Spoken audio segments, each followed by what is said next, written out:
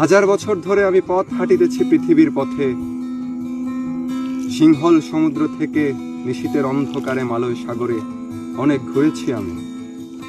অনেক ঘুরেছি আমি বিম্বিসার ও সুখের ধূসর জগতে, সেখানে ছিলাম আমি।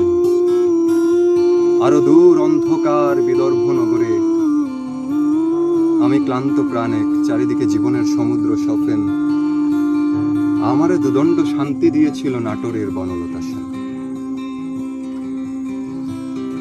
চুলতার কবেকার অন্ধকার বিদিশার নিশা, মুক্তার শ্রাবস্তির কারুকার্য,